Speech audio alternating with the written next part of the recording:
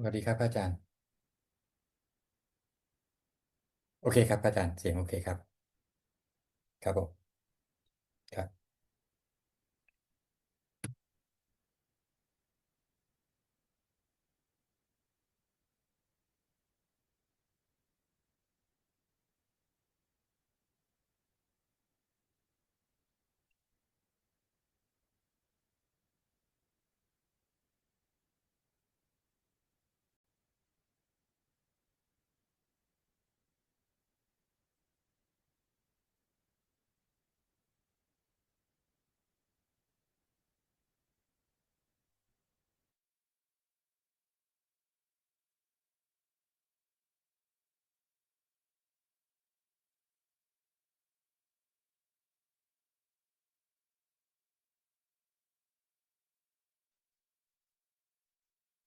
Hello and welcome to another Dhamma meeting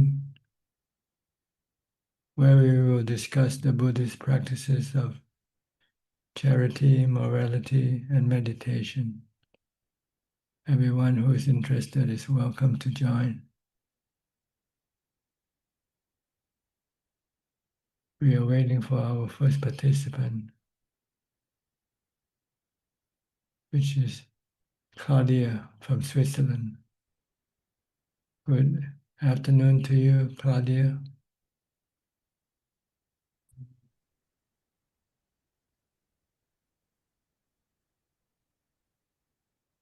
Good afternoon from Switzerland. Yes, okay. Can you hear me, Tom? Yes, perfectly. From Switzerland. Okay. Yes, okay. Because can you hear me? Yes, perfectly. You turn your volume, something is back. Okay. Because Did you turn on something else at the same time? It seems that I have a very strange technical problem. It seems that I have a very strange technical problem. It seems that I have a very... Can you turn off your audio on your computer? Turn it off. Oh, well, you won't be able to listen to me then if you turn it off. It's okay now. Let's see. Can you hear me? Hey, yes, I can hear you. Okay, no echo now. Okay, so you can hear me. Yeah, okay, now everything is normal Okay. now. Yes, I can hear Tanata, but I have no picture, but I can hear Tanachan's answer. No video. No video, no. But I would like to ask Tanachan a question. Yes, go ahead. Yeah. So family issue, and I would like to ask Tanachan for advice. Yes, go ahead. Yeah. So my parents-in-law are very good-hearted people who supported us very much leaving Germany and going to Switzerland. Also, my husband is their only son, so it was a very big sacrifice for them. And the advice of Tanachan to treat parents or parents-in-law like VIPs is very helpful to me, and my husband and I act according to Tanachan's advice, treating them as VIP people. So we don't tell them what they have to do. We accept whatever they want, and we always ask them if they need something when we visit them and come from Switzerland. So far, everything is fine. But now my parents-in-law told us that the foster son my husband and I raised, he's like their grandson, and he still lives in Germany. He became very aggressive against them because he always wants money from my parents-in-law. And he insulted my mother-in-law very much with very bad words. So my husband and I already talked so he's not living with us anymore, but we talked very seriously to our foster son, and we admonished him not to do that anymore. And we told him that we do not accept his behavior. Meanwhile, my parents-in-law told us that they already forgave him and they still give money to him. Also, he's treating them very, very bad. He started again. He's calling my father-in-law at about midnight. So my parents-in-law are very old people and my mother-in-law is sick. And I wonder what to do. So we had another serious talk with our foster son, and we already told him that we are going to ban him for a while if he doesn't change his behavior. But we also want to tell my parents-in-law that they don't have to accept his behavior and they should stop giving him money for a while until he's changing his behavior. So is this okay if we also tell my parents-in-law not to do what he wants, or should we accept if they do things differently than we would do? Can Tana-chan please give me an advice? Yes, I think you should just let them be, leave them alone. If they want to treat him well again, that's up to them. That's not, if they don't ask for your advice, then there's no need to give them any advice. Or you can tell them what you did with your foster son, but you don't impose your will on other people. Okay. You can tell them that this is what I did to my foster son. I banned him for a while. You know, should he wants to do the same thing, we are happy for him. For them, if they feel that will make them feel better. Or else, if you find it sensitive, then it's just not. You don't have to talk about it at all if they don't ask you. Maybe they're just happy to help him. Okay. Yeah.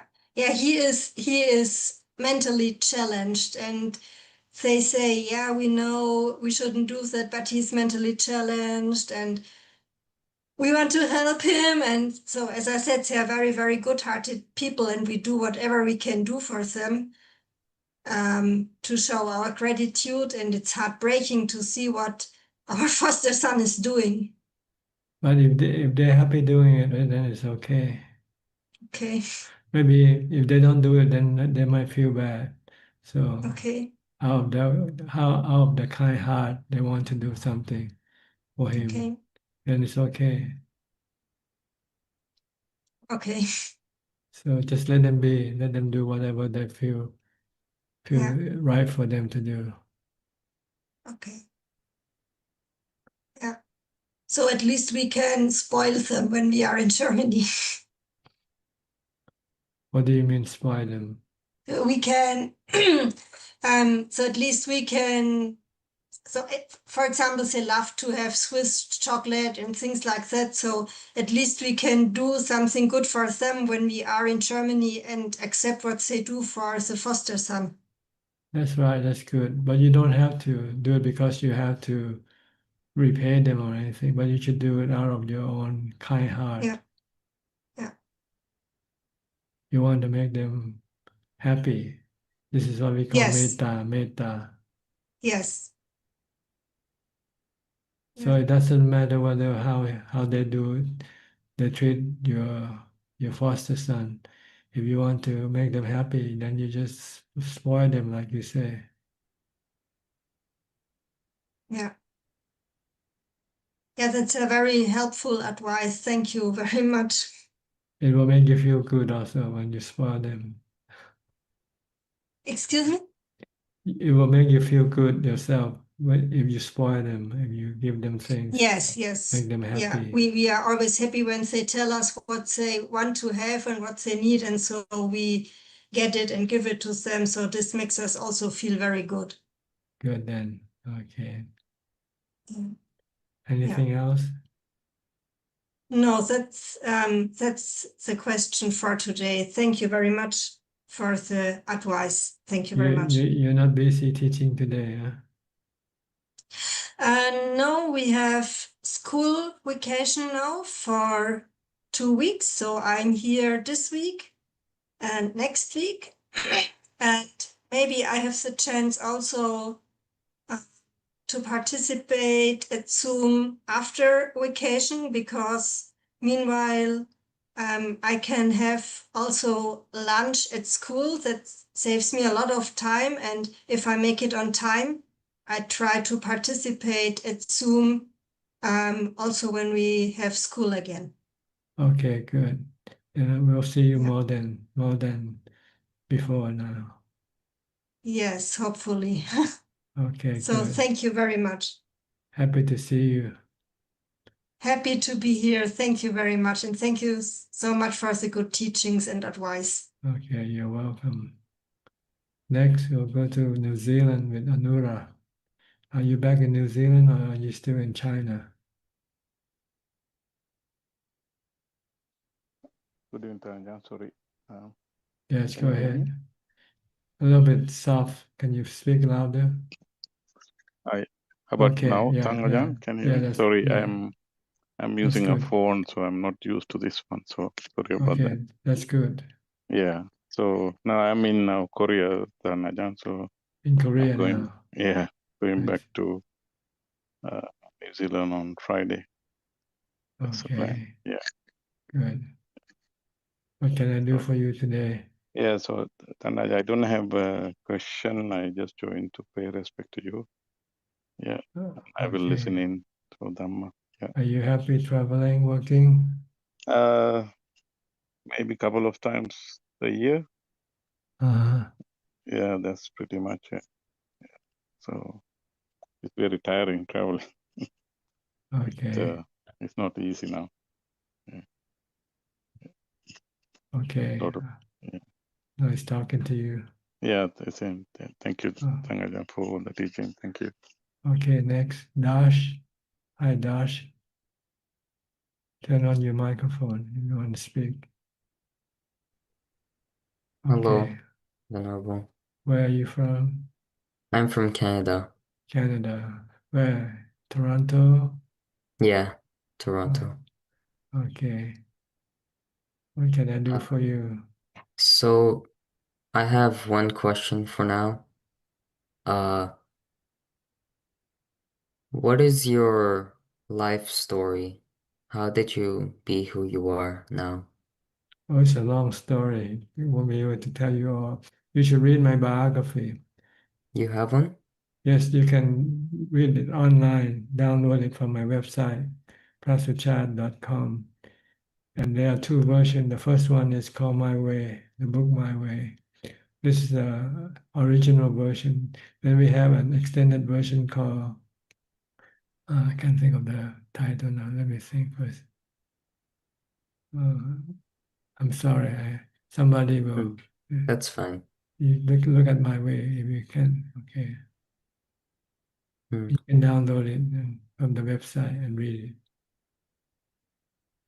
But Maybe. you Oh, want to sorry. know why I ordained as a monk? No. Okay. I more wanted to know what Dhamma did you use to uh get to the stage that you are now? Originally, I saw a dead person. A friend at school died, and I had to attend the funeral. And the casket is an open casket, so you go pay respect. And then you look at the body, and then suddenly I feel that that person is me. The person lying in the casket is me. And everybody else also is like that person. So I eventually come to the conclusion that we all gonna have to die. So this kind of made me awaken to the reality of life. But it didn't stop me from continuing on with my worldly matter during that time. I still have to go to school, and so I just did everything. But in the back of my mind, I know that eventually we're all gonna die anyway. Mm. But I didn't know how to deal with the death situation yet. I was still afraid. I was still feel apprehensive about death until I start reading Buddhist book on anicca, and the Buddha taught us how to deal with death by practicing meditation. When the mind becomes calm, it will be able to accept death and will not feel any fear or apprehension. So that led me to practice meditation and became a monk eventually. So, I'm currently practicing Anapanasati of Satipathana. So, would you say that that practice could lead to the goal? Not the final goal, but the first goal is what you call samadhi or concentration, calm and peace. But before you can practice anapanasati effectively, you should practice kaya kata sati first. What is Mindful of your body movement. Oh, When you're not meditating, you should be mindful of your body action. From the time you get up to the time you go to sleep, keep watching your body all the time. Whether it's walking, standing, sitting, or lying down, or doing something, eating, doing some work or whatever, you have to keep watching your body and not let your mind go think about other things. If you can practice this, then when you meditate, you will have strong mindfulness. Then you'll be able to meditate until your mind become calm and enter into jhana. So this is the first step. After you establish jhana and you can now keep your mind calm, then you go to the next step, which is wisdom or vipassana. Study the nature of your body and everybody's nature to see that it is anicca, dukkha, anatta, and let go of your attachment to the body. Okay, this is there's still further things you have to study besides your body. Next, the feelings also you have to study. And then the mind itself, the nature of the mind itself, you have to study in order to understand these three things, body, feeling, and mind, and then be able to let go of your attachment to them and have no suffering from them. Then you finish your work. So, in a monastery, would I be able to learn further the same thing? It depends on where you go to study with, who you study with. So if you study with a teacher who teaches, then you learn more. But basically, this is what you have to do. The three steps laid down in the foundation of mindfulness, the four foundation of mindfulness. You can actually study it yourself, like I did. I studied by myself from the sutta. But I get extra help when I live with a teacher, get more practical advice. The sutta might not be as clear as a teacher's experience. So you might need a teacher with good experience, preferably someone who has attained enlightenment. Have do you teach Well, Satipat? I'm teaching right now. This is my way of teaching. I teach when people ask me questions. If nobody asks me question, then I don't teach. So people who come to stay in my monastery, if they have questions, they come and ask me or read my books.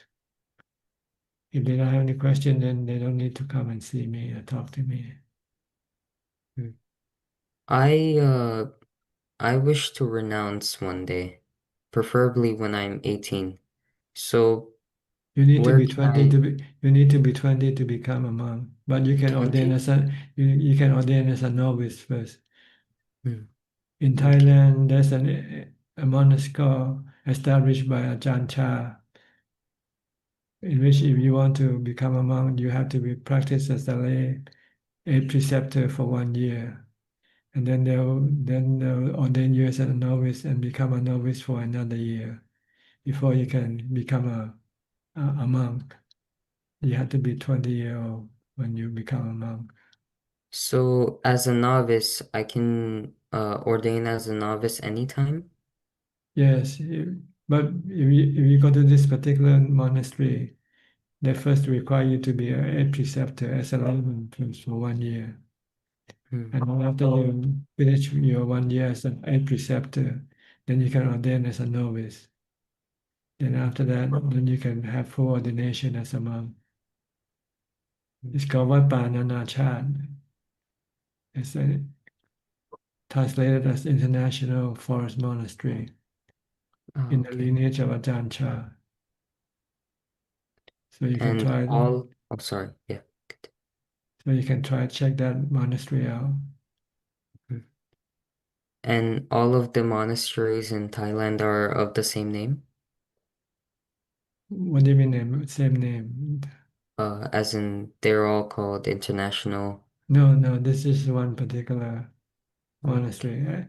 Each temple or monastery have their own specific name, Hmm, but and they have different kind of practices. Some stress on studying, some stress on practicing.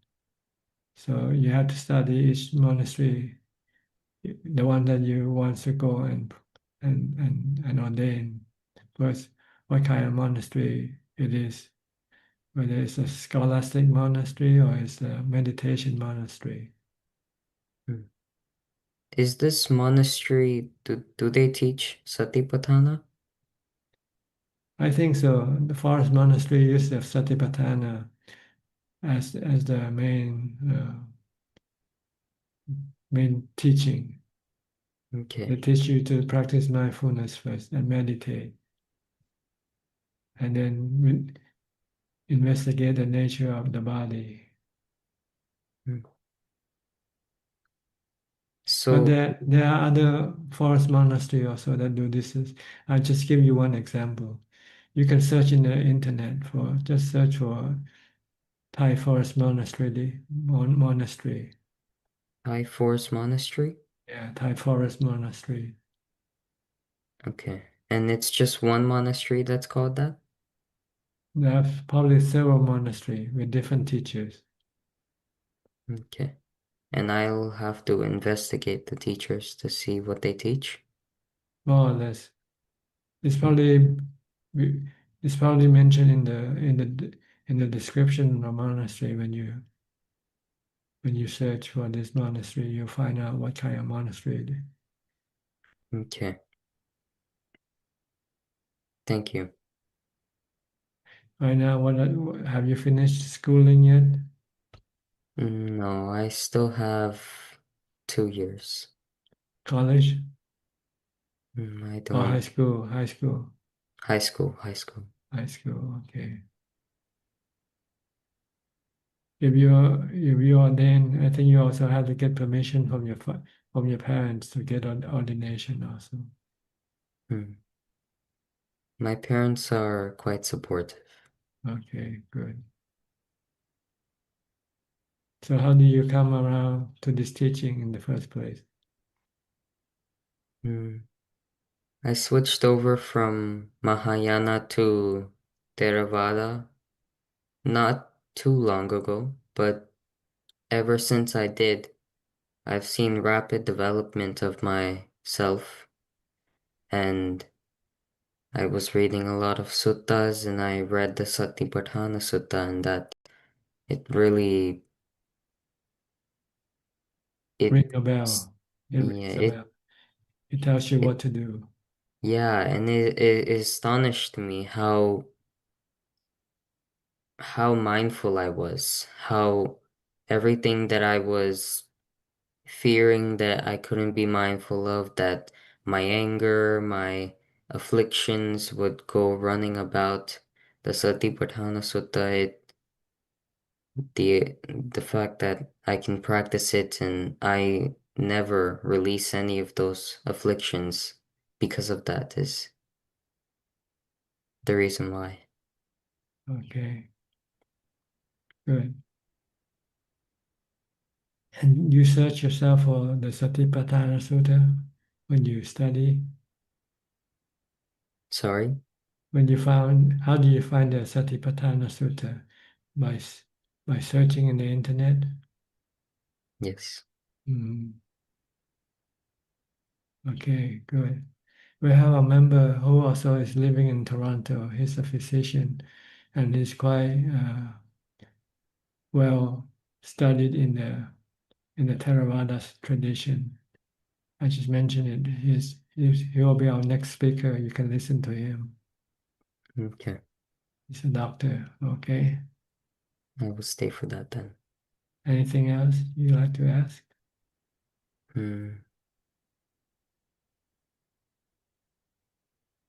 No, I don't think so. Okay.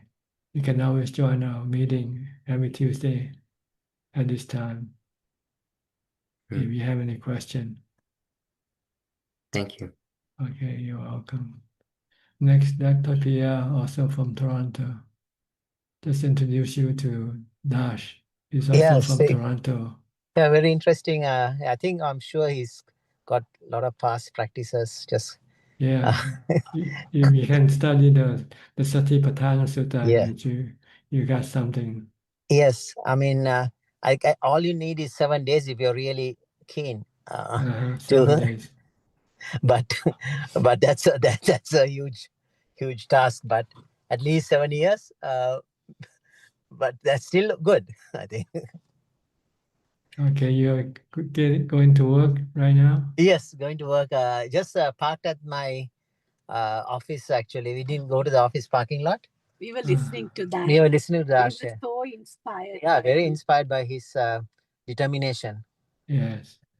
Determination, calmness, and yeah, interest, everything. Yes. Yeah, you seem to have the parami, the perfection. Yes. Yeah. He knows what he's doing. At least I almost stopped the car listening. Not on the road. That's not being mindful. Yeah. Okay. So I think he can do a lot at home, like studying the Satipatthana, practicing Anapanasati, because Anapanasati is the first basis, like the 4 foundations of mindfulness. And then obviously you go to Chittanu, Dhammanu, Vedananu, all that. When the mind is quiet, you can test those things out when you're in the 4th jhana. But till then, I think the Anapanasati could be the first step, the stronghold. We are, and as you say, daily mindfulness is also. We were just talking this morning, from the time you wake up. How you taught us, Yeah, how you taught us. It's very difficult. I think that is more difficult than sitting when everything is so quiet, and mindfulness, like everything is. Anapanasati is a little bit easier because everything is, the conditions are better there when you sit down, quiet place, all that. But when you're walking, you're doing the daily stuff, it's more difficult, I believe. It is difficult, but it's a must, because Yes. if you can master your mindfulness before you meditate, you'll find that when you meditate, you can go in very deep. So yeah, that's why in the monasteries, when they have these retreats, I was telling Indy, that's why they emphasize on walking meditation. That is a form of training, just formal set before you sit, do walking meditation to get the mind into easier to get to concentration. Yes. Develop mindfulness first before Yes, you meditate. Yes. Without mindfulness, you will be sitting there and feeling restless and agitated and thinking about everything.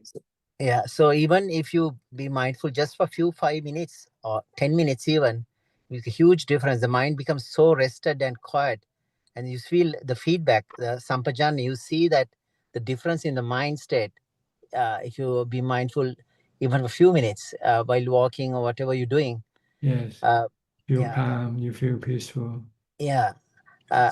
So is it, can you do also while, say, attending to work, for example, you're talking to patients, talking to someone else, you can also be a mindful listener, right? So you can, or you can mindful speech, you can practice, yes. we think before you say something. When you talk, you're mindful of your talking. When you're listening, you're mindful of your listening. Mindful all the time. All the time. I think that's the advice Buddha gave Rahula. Before you speak, while you're speaking, after you speak, be mindful of the fact. Know what's going on. Before you speak, you have to know what you're going to speak. And when you're speaking, you have to know that you're speaking properly. Yeah. And when you finish, you also have to know that you have spoken. Spoken wisely or unwisely. It'll reflect back. Sometimes most of the time, I think it's the third one. I mean, eventually, probably you can get to the first stage, but most of the time we reflect after we speak that it's can't, once you put the word out, you cannot bring it back in again. Like That's right. Then you have to wait for the consequence of your speech. Yes. That's true. Yes, it's helped us so much, Ajaan, because like initially we were like, as PL said, we were sitting and meditating, but after you said to be mindful every day, like we are trying so hard, it's very difficult, but it's helped us so much. And also I tell PL, like when we keep doing that, like you kind of get into more seclusion. You don't want these unnecessary, like the worldly stuff always bothering you. Your life becomes so much more peaceful. Your mind become more focused on what's going on, what you do, and you don't pay much attention to what other people say or do. So there are the three the features, the characteristics. Atapi sampajanopat satima, meaning atapi is the effort. You have to make sure you put the effort to be mindful all the time, because you forget. Forgetfulness is because you're not satima. You're not mindful, and the feedback you're getting is sampajana. It is the what you're doing, you're reflecting back on. So all three things, the main features of mindfulness is happening even daily practice of mindfulness. Yes, it's very important. Mindfulness is the most important tool for meditation and wisdom and the development of wisdom. Yes, Ajaan. Thank you so much. Thank you so much. Thank you for your input. Thank you for giving us all your expert advice, wisdom, everything, the time. We are so grateful to you, Ajaan. One day hope to see you, but yes, next year. Well, you see me now. What do you have to? Yes, but we like to see you just for a few seconds. I'm not sure whether it's AI generated, so I want to make sure it's real. Okay. All right. Okay. Have a good day. Teruan Saranai. Sadhu. Sadhu. Okay, next Philip. Oh, not Philip yet. Ubeka first. Alfredo from Sao Paulo. Hi, Ubeka. How are you doing? Hi, Bante. I'm fine, thanks. Okay. And you? Fine, thank you. It's good in Thailand. Yeah, it's okay. Thailand is the best place to live, Bante. Well, I don't know. It's up to you. Some people like it and some people don't like it, I guess. Yes. I don't want to say yes because it might feel being, trying to think what you have is good. But I think it's a personal thing. Some people like, some people don't like, so it doesn't matter anyway, right? Yes. Is the same a place to pleasure and not pleasure, né? Have monastery and very sensual pleasures. Yeah, they are both in Thailand. You can go spiritual. You can go spiritual, or you can go sensual. Yes. Same way in Brazil, right? You got many things. Yes. Brazil is more sensual, né? More But sensual, not not so much not spiritual. spiritual. Yes, Mm. the Mahayana is the people of Mahayana is more sensual, né? Not meditating a lot, né? More work, né? More rituals. Yes. I'm good. I'm practicing. I'm meditating, recite, contemplating. Do you ever Okay. go to any temple around where you are? No, but No, only Mahayana temple here. I see. Not Theravada. Do you have Not any Theravada. Theravada teacher visiting Sao Paulo? No, but I'm kicking. Theravada teacher kick me. Kick you. Ajaan Suchart kick me. Ricardo Sasaki kick me. The Theravada in Brazil have two Teachers. temples, né?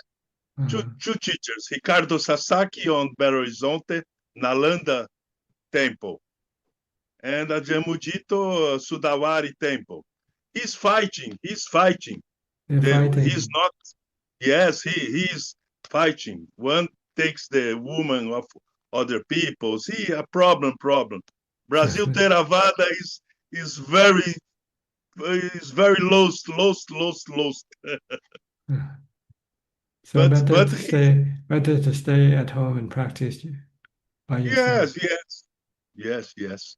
The new practice is more easy, né? But new practice look for one temple and goes.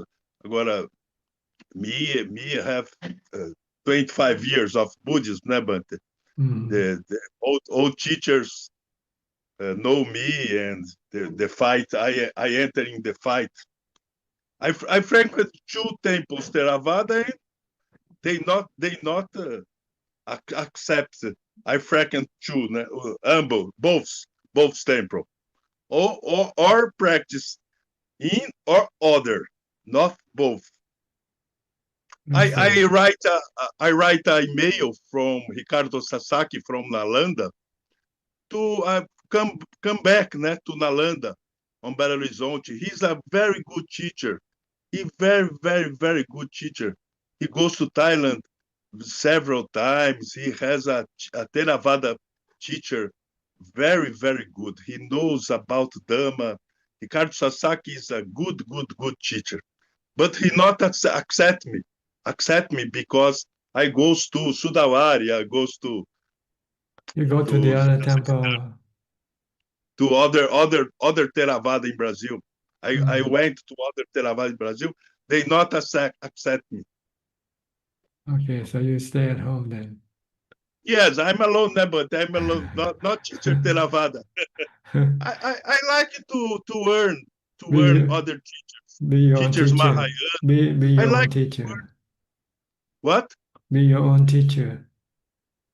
I'm my teacher. Buddha is my teacher. Okay, good. Four Noble Truth.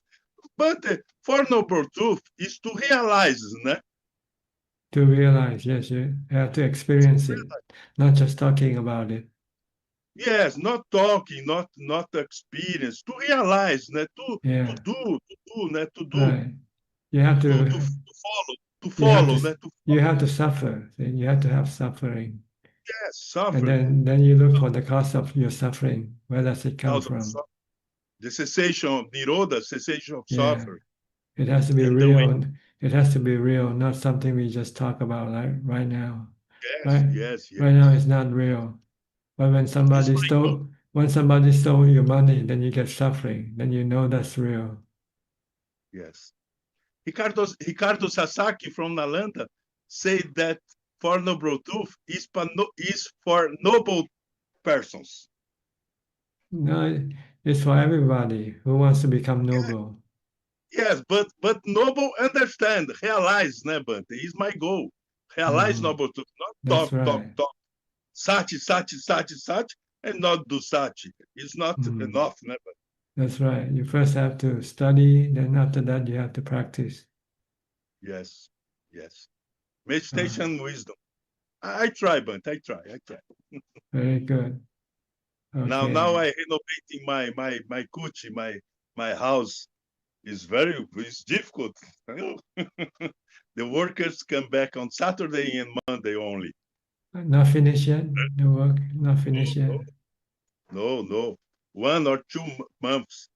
The I worker see. comes here only Saturday and Monday. They are Venezuelan worker. I see. They have other. Do you know? They have other work, so they cannot come out every day. Yes, not every day, only Saturday and Monday. Okay, so it takes time for you to finish your work, your house. Yes, I helping Venezuelan peoples. The workers are Venezuelan. Okay, Venezuela. Good. It's Compassion. good. Yes, it's good. Okay. Thanks, Bert. All right. Thanks Good. for your friendly. Okay. See you next week. Okay. See you. Bye-bye. Meditation. Okay. Meditation. Next, Philip from Malaysia. Good evening, Ajaan. Here to pay my respects to you. Okay. No question. No questions. Just continuing my practice. Okay. Go to Charles and Boa. Charles and Kun Boa. From Thailand, from Nong Khai. Hello, Ajaan. Hope you are well. Yes, I am okay. Good to see Awesome. you. Thank You you. look well also, both of you. Good to see you too. Thank you. Okay. I have a quick question. Okay, go ahead. Okay, my question is I have a son and he's been good all his life. And all of a sudden now he's making some not so good decisions. And my question is as his father, should I continue to tell him what the better decision should be, or should I let him make the decision by himself, even if he fails? Well, you can discuss and ask him what he wants to, if he wants your advice or not. No. If he doesn't, then you cannot do anything. You just have to let him be. Okay. Yeah. You cannot impose your will on other people. Exactly. Thank you. I don't want to suffer for nothing. Yeah, that's right. Better maintain a good relationship by keeping quiet. Yes, that's a good idea. Mhm. Thank you so much. Okay. When are you gonna travel back to the US? Oh, in the next 2 months, we hope. In the next 2 months, yeah. Waiting Bua's interview. I see. Getting a visa. Everything is approved. Yes, we just need interview. I see. Good. Then we're going. She'll see you tomorrow. She's still working on her English. Yeah, okay. All right. Anything else you'd like to ask? No, that's all right now. Thank you so much, Ajaan, for your wisdom. Okay, you're welcome. Good to see you. Next, I think is Steph from Oregon. Hi, Steph. Hi, how are you doing? Fine, thank you. I don't have a question. I just I have a cold, and it's the first time that I feel like just the watcher, and that's all. So that's a good step. Look at your body like a patient, and you're just a doctor treating your patient. So the doctor doesn't get involved with the patient's conditions. Just causes and conditions. Yeah, just watch and look after it. But you don't have to feel sad or bad about your patient, because there's nothing you can do anything about it anyway. You cannot stop the patient from getting sick. Patient endurance. Yeah, understanding. Yeah. Understanding that you're not the body. The body is not you. That's it feels good. This is the first time that I feel like I haven't separate yourself from the body. Separate yourself from the I can body. notice that. Yes, yeah. And this is what we call vipassana, development of wisdom.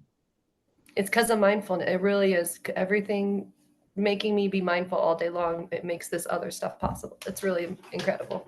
Yeah. You change your reaction before you Yeah. react emotionally. Now you become more rational with your mindfulness. Yeah. Okay. Your children? What was it? I'm sorry, Claudio. You're being loud. No. Sorry, my husband. No, your husband is not working Yeah. today. Yeah, he's You he want to works come from say? You want to always come say around. hello? Come here, Want to say Claudio. hello? Come here.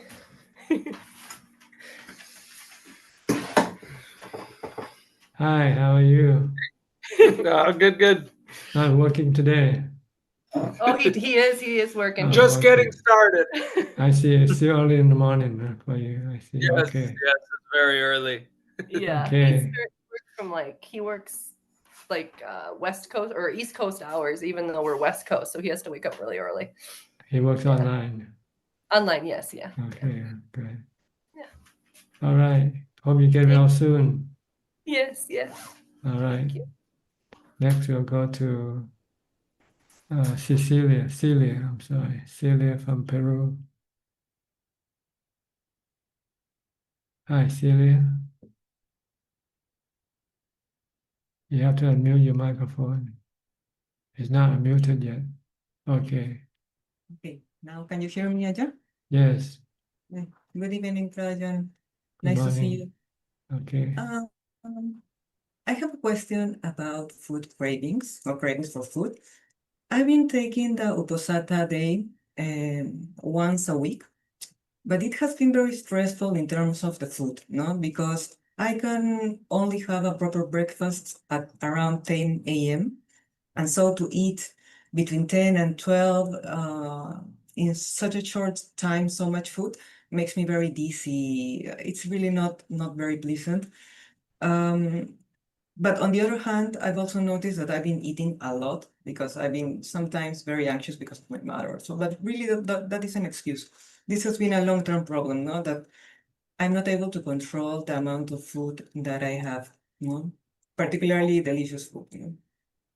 So I decided to fast the whole day on Uposatha, a little bit to fight my cravings. And that has been very good in the sense that during the day that I fast, the thoughts lessen, you know? And usually my meditation is better the morning after I fasted. But the problem is that still the other days, I still have these cravings for food and I cannot resist, no? So, and some days even it becomes worse. So I wanted to know if you have another advice in terms of cravings for food, because I know that I've heard an advice you gave to a participant before about thinking about what happens to the food after you've eaten it, no?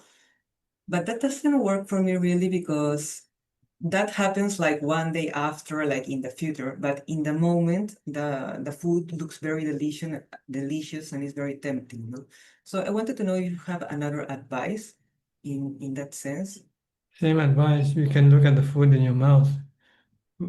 Once it comes from the plate and goes into your mouth, it doesn't look attractive anymore. Actually, it's quite delicious when it's in my mouth. Yeah, once in your mouth, it's delicious, but the appearance of the food is not attractive anymore. So try to spit it out and see if you can eat it back in, put it back in again. Well, this is the antidote. You have to take the bitter medicine. You just don't want to, that's all. You don't want to look at the food in your mouth anymore. Yes, I don't want to lose that pleasure because You I don't think want this to lose yes, you don't want to but lose your delusion, see. When yes, reality is telling you that it doesn't look good anymore. yes, You still keep looking at the food on the plate, but the actual food that you're eating, you're not looking at it at all. yes. So But then you're lying to yourself. See? You say, oh, the food looks delicious, look attractive.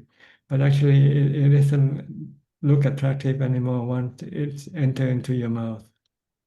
that's very hard, no? If I split it like, Well, what you would be have to. in the day then? Because yes, meditation, but that's very early in the morning that I'm able to meditate. But during the day, yeah, Once you can see the unpleasant picture of the food in your mouth, then you can imagine all day long. Every time you want to eat, you just think of the food in your mouth. Then your craving for that food will disappear. Just think about it. Well, first you have to look at it, spit it out, and ask yourself, this Because food that was so delicious in my mouth, can I put it back in my mouth again? Okay, I can try that. Okay, there's no other way. No? No other way. You have to look at the unattractive side of the food that you eat. Then it will stop your craving. If you look at the attractive side, then you will have craving for the food. Yeah, and it's very bad because when I have lots of food, then meditation is impossible. Like I feel too heavy. It's like not only meditation, only the work in the house also everything becomes more difficult. So yeah. Okay, maybe I should try it. It's like a super. Except a super, you look at the body, but with this, you look at the food that you think is so attractive. But once it enters in your mouth, it doesn't look attractive at all. Yeah, but I think that you really need to have a very strong motivation because with a suba, yes, I know it works perfectly. It's good. But with food, I should have a motivation, no? Because it's really bad when I eat a lot.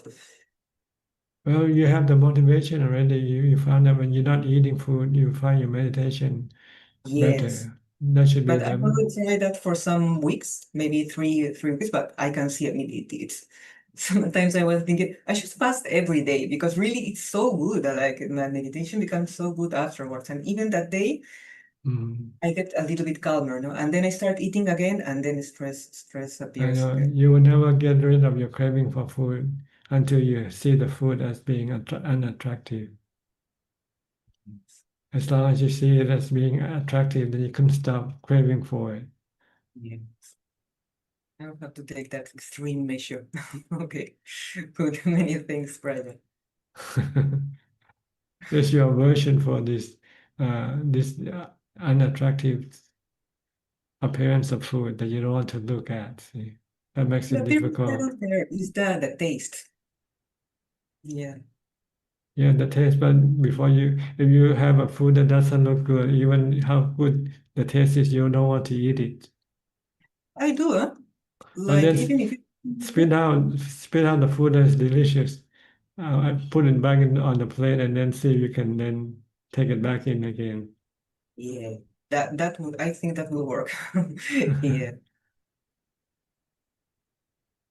Okay, try it. I Or will try maybe it. you need more equanimity in order to be able to do this. So you might Yes. have to, yeah. There will be less reaction to, less aversion to the unpleasant appearance of food. Right now you have strong aversion for it. You don't want to look at it. I don't know. I've never tried. And how do I have more equanimity? By Like I have, meditate, have more jhanas, practice more meditation. but that will take longer. Well, it takes time, that's why. Sometimes Yeah. it doesn't come easy. It differs from people to people. Some people who have no aversion find it easy to contemplate or to imagine the unpleasant side of food. But for some people, they find it very difficult because they have strong aversion. So with strong aversion, you need to calm your mind more. Because when you have more calm, your mind will be less, your aversion will be lessened. Yes.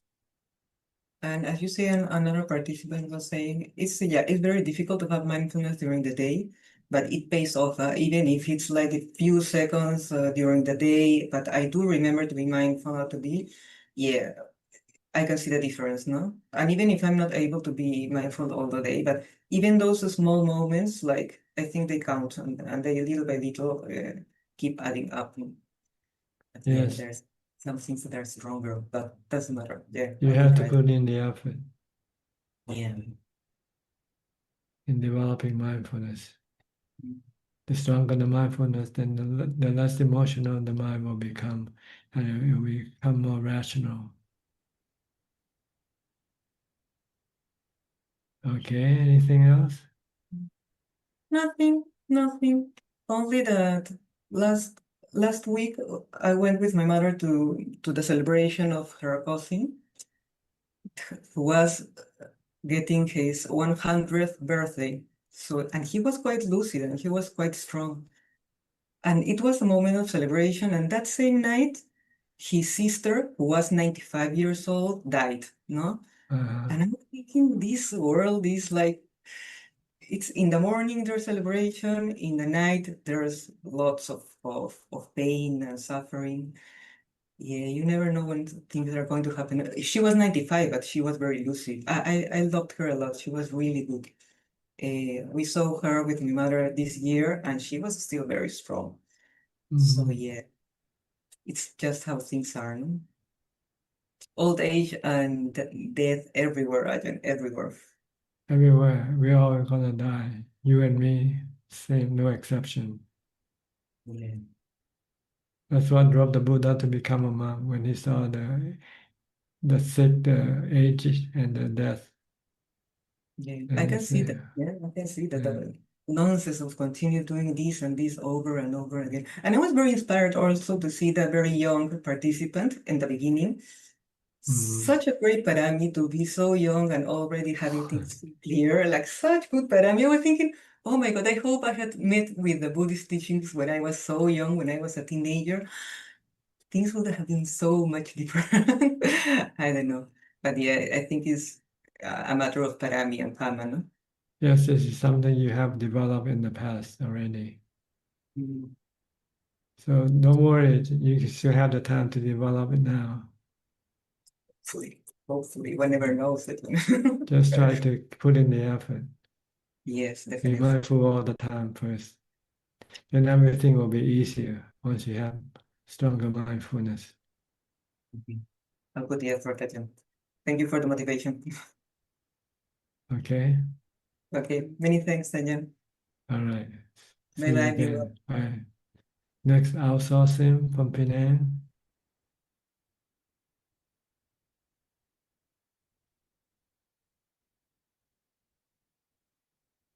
Evening, Ajahn. I have no Yes. question, just listening and thanking You Ajahn still for your do teaching. you still do your 6-hour challenge? Yes, I did once a week.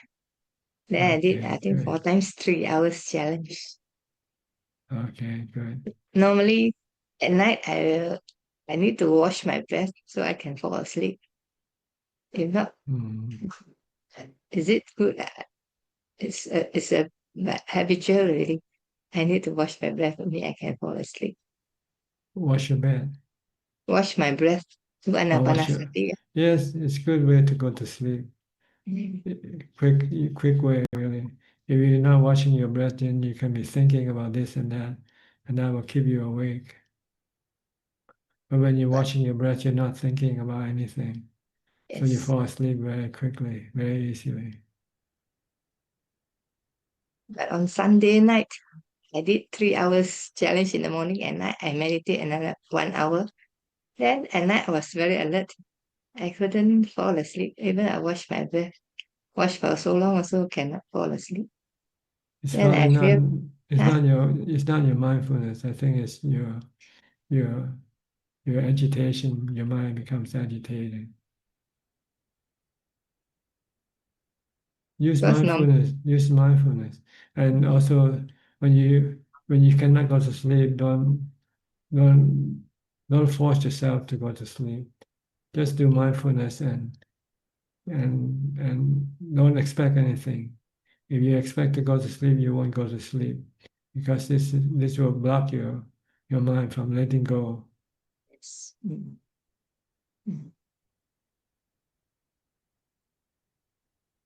Well, if you cannot go to sleep, then meditate. Get up, sit down, and do meditation. I do lying down meditation. I wash my breath. Okay. But didn't fall asleep, so I watched for quite some time. Then later I fell asleep. I did anapanasati lying down. I didn't get up to sit. Okay. All right. Okay. Thank you very much for your teaching. You're welcome. Next, Gag Yamso, also from Penang.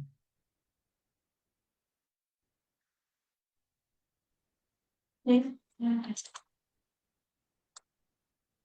go ahead, speak.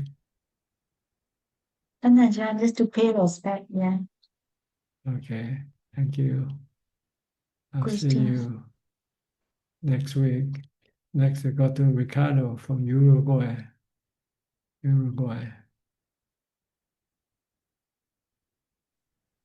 Hello, Tana-chan. Hello, dear Sangha.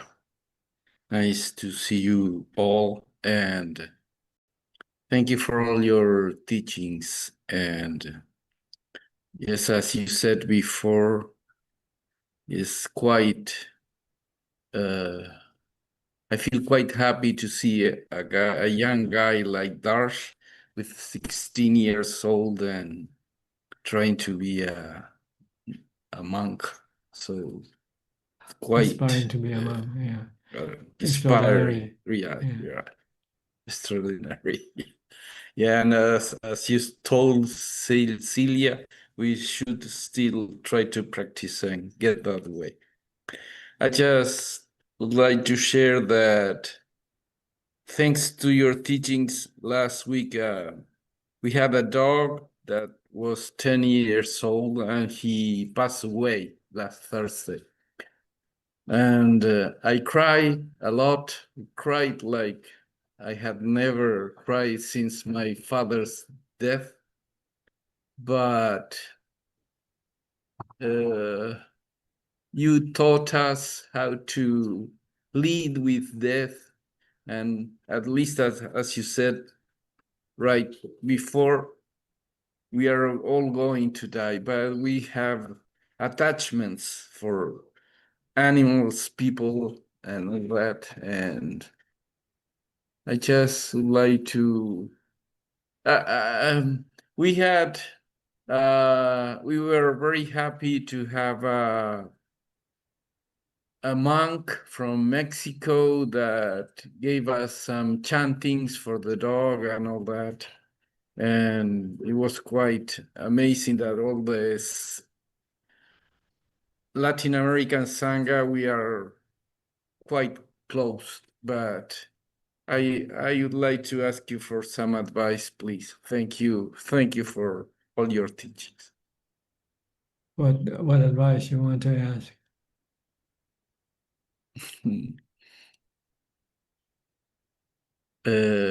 How to deal with this situation that sometimes I feel very sad. Meditate. Stop thinking about the dog. Okay. The reason you're sad because you think about the dog. If you forget about the dog, like right now, you're not thinking about the dog, so you don't feel sad anymore. So you can recite mantra, Bhutto, Bhutto. Think of the Buddha instead of thinking of the dog.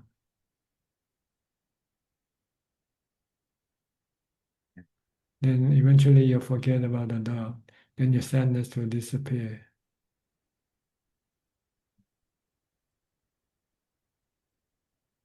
Simple, using mindfulness. Mindfulness of the Buddha's name. Bhutto. Bhutto, Bhutto, Bhutto. But you have to do it for a while though. You don't do it for a few seconds and expect you to forget. You have to do it for a few minutes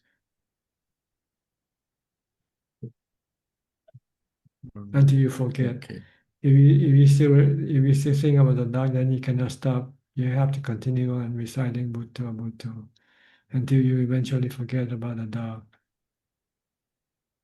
Okay. And every time you think about the dog, then use Bhutto, Bhutto, Bhutto.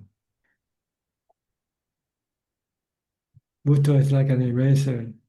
When you write something on the blackboard, you have to erase. You want to erase, you need an eraser.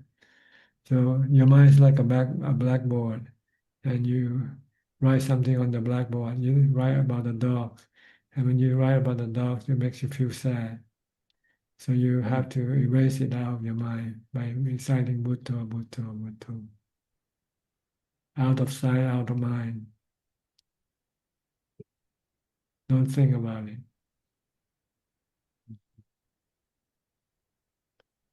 Okay. Okay. Thank you very much. Sad. All Thank right. Next, we'll go to Tommy from Australia.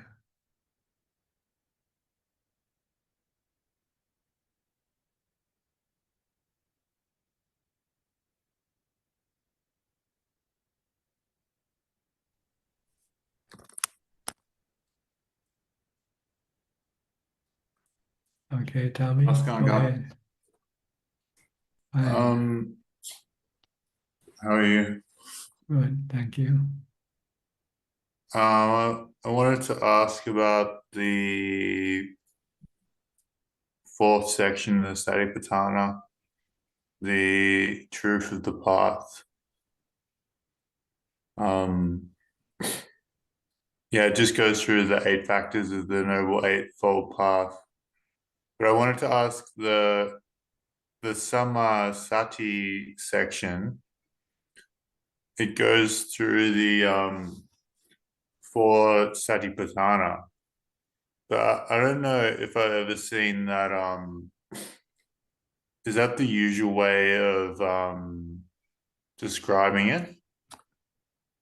Well, part of the 4 foundation of mindfulness deal with the development of mindfulness. Mindfulness of body movement, kaya kata sati. The Buddha said Okay. you have to be mindful when you stand, when you walk, when you sit, when you're lying down.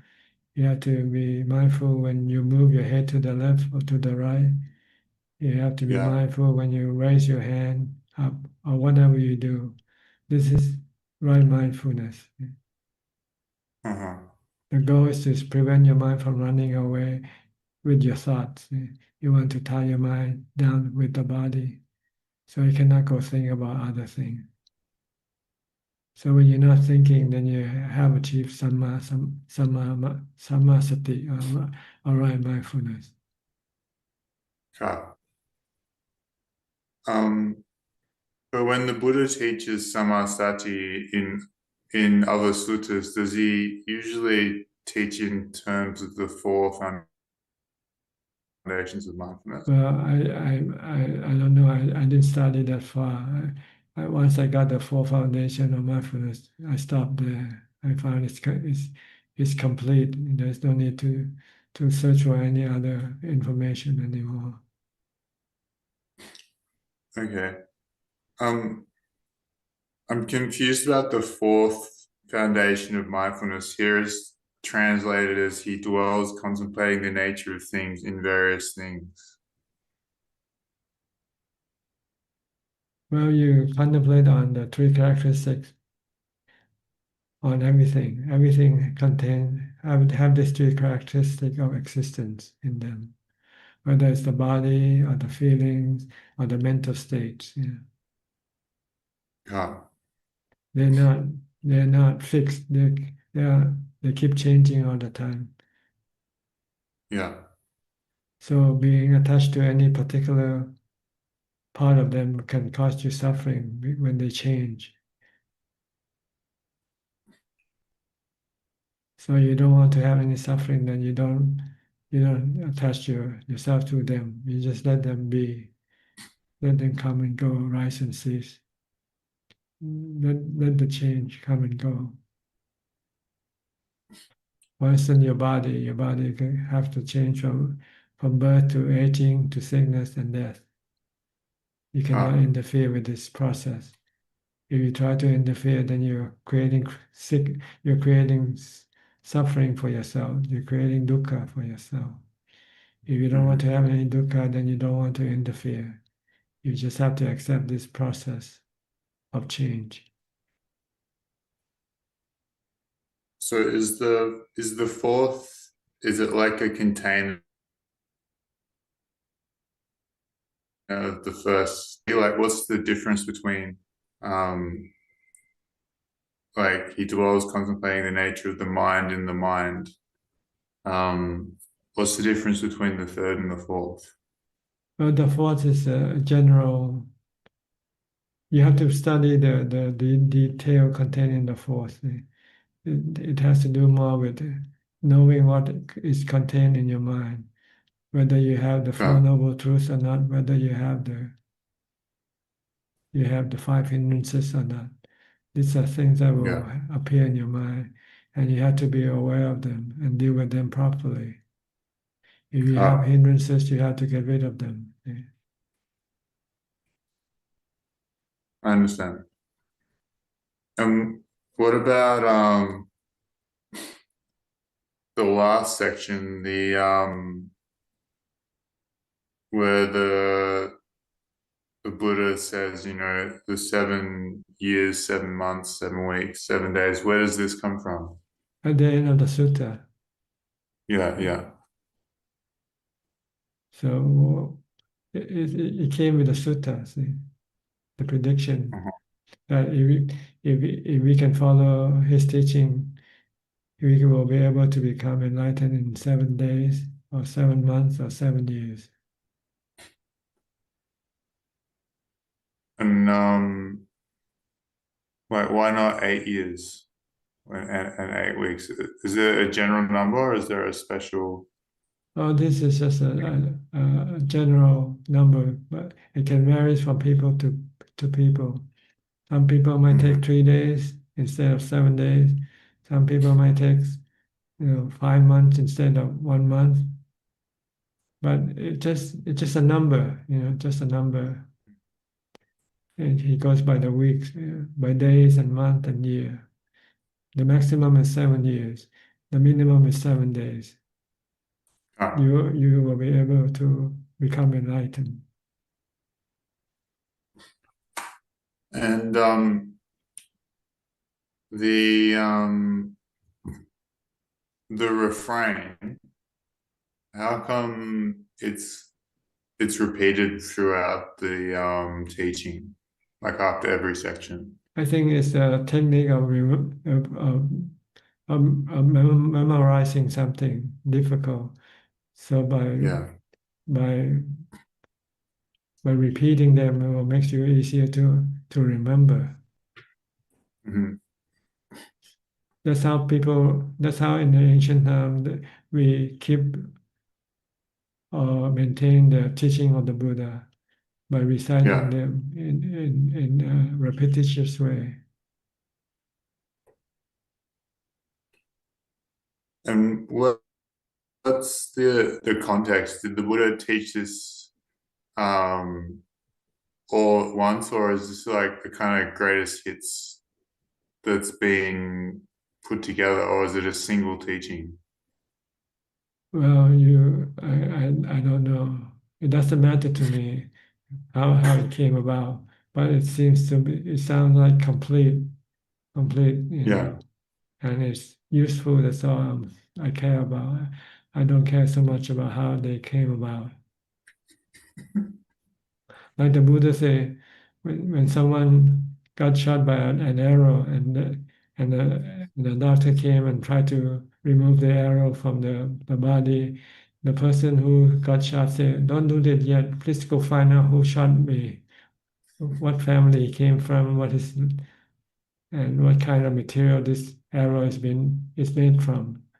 If you spend your time going after this information, you'll die from the wound." So the right way is to pull out the arrow from your body and fix the wound. Don't worry about who shot the arrow and what kind of material the arrow is made from. If you spend your time looking for this information, you probably end up dead. So same way, don't worry about how the sutta came about. If it's useful and it can help you remove your dukkha, that's what you want to do. Get rid of your dukkha by following the instruction in the sutta. Some of it, like I noticed when I beginning and like the anapanasati, like it seems kind of confusing. How did you work it out? How did I work it out? I just followed the teaching, and I find it useful and beneficial, profitable, or productive. I got the result from studying, so there's no doubt in my mind that this is the right teaching. Were you asking other monks at Barnstad, or just work it out yourself? I studied by myself. As a lay person, before even I was ordained, I was practicing the 4 foundation mindfulness alone, using the book. And this book contained the sutta and also some commentary. What was the commentary? I'm not sure where it came from, but apparently maybe from the arahants or people who wants to help expand their understanding of the sutta. So I find it useful to read it. The book I read is called Satipathana Sutta, translated by somebody in Sri Lanka. You have to go to the Buddhist Publication Society and look for this book. Okay. All right. That was the last section, Ajahn. Only took 6 months. Pardon me? That was when 6 months ago I asked you what should I study, and you said the Satipatthana. Yes. And now we're done after 6 months. Then you have to follow the teaching. Once you Yeah. Now I got the information. yeah. Now you have to follow the instruction. Okay. Thank you, Ajahn. The sutta is like a map. Yeah, it tells you how to get from point A to point B. Now the next step for you is to start walking from point A toward point B. Okay. All right. Thanks, Ajahn. Okay, Ciao. you're welcome. Next, we'll go to Lynn from Indonesia. Hi, Lynn. Good evening, Tanajan. Hope you're keeping well. Fine, thank you. And you? I'm very good, actually. I'm having a 5-day self-retreat at home due to the school term break. So I've got the time to do that. And today is my 2nd day. And I do only sitting and walking meditation. And I eat once a day and every 2nd day. So I feel that I used to read Dhamma books or listen to Dhamma talks in the evening during my self-retreat. But this time I decided not to. And it turns out that my mind is unhappy. So I would like to ask Tan Ajahn for advice. Thank you. Well, you read Dhamma books because sometimes you might not understand some part of your practice. So you want to consult the book to get a better understanding of what you are doing. But sometimes reading Dhamma book is also can help to inspire your practice also. Sometimes your practice seems to be not going anywhere. And when you start reading the books, the Dhamma books, then you can get a better understanding of the practice. And it can also inspire. So you don't have to stop reading Dhamma books if you find that you're not happy when you're not reading the Dhamma books. You can read the Dhamma book as part of your practice. Only when you do the 6-hour challenge, that's when you don't want to rely on anything external. But other than that, you can. If you find reading Dhamma book is helpful, then go ahead and read it. But don't only read it. You have to do the practice also. Okay. So and the reason I decided not to read is because I don't want to activate my thinking mind by reading the books. Okay, if you can do that's good. But reading Dhamma book doesn't cause you to become restless or agitated. Even if you have thinking, it's good thinking. Okay. It can calm your mind also when you read Dhamma books. So it's okay to read Dhamma books, except that when you don't want to rely on the external source, you want to rely on your own Dhamma, then you don't read the Dhamma books. You use your own mindfulness and wisdom to deal with your problem, your dukkha. I was able to sit through. I was able to do that 6 hours challenge for the last 2 days, and I could see the pain comes and goes, and the sloth and torpor comes and goes. But just my mind is not that happy because you're not calm yet, so you need to be more mindful. You should meditate more when you're not happy. See, practicing mindfulness only is not sufficient to make your mind happy yet. You have to meditate. Once you have enough mindfulness, then you should meditate to get your mind to jhana. Once you get into jhana, then you feel very happy. That's the goal of your practice, is to eventually reach jhana. If you don't reach jhana yet, you don't feel happy, even though you might be practicing mindfulness all day long. You can still feel restless or agitated when your mindfulness is lacking. Sometimes you slip, your mindfulness can slip from you, and then that's the time when you start to feel bad. So when you feel bad, you either use mindfulness, regenerate your mindfulness, or meditate, which is the same way. When you meditate, you use mindfulness also. So whenever you feel not happy, tell yourself you have no mindfulness now. You have to regenerate your mindfulness. By meditating more. Meditating or reciting mantra, doing walking meditation or something, just to focus your mind with mindfulness. Don't let your mind go daydreaming or thinking about this and that.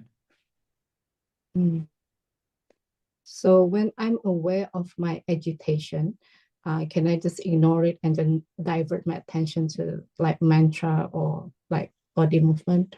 That's right. You have to have mindfulness to pull your mind away from your restlessness and agitation. Okay.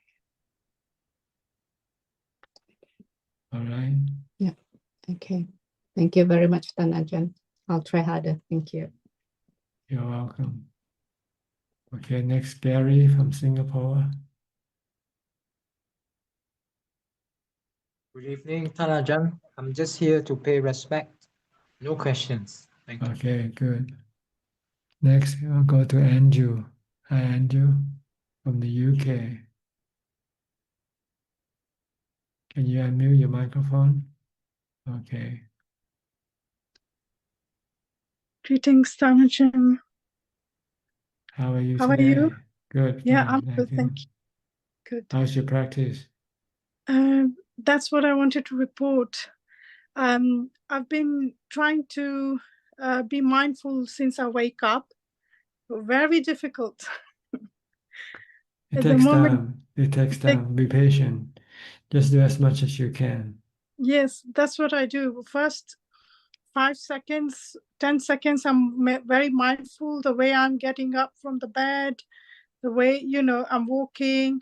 Yes. But by the time I go downstairs and start making tea, that's it. It's gone.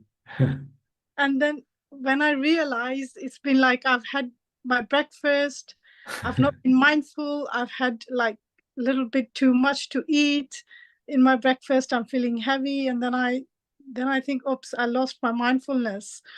Otherwise, I wouldn't have eaten that much for me to be, feel like very full to meditate. Yes.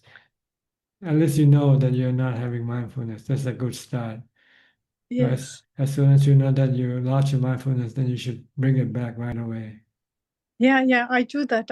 And then again, same thing, for few 10 seconds. It's gone again. 1 minute, and then it's gone. This then is normal for starter. Okay. Just keep bringing it back as soon as you realize you're not being mindful.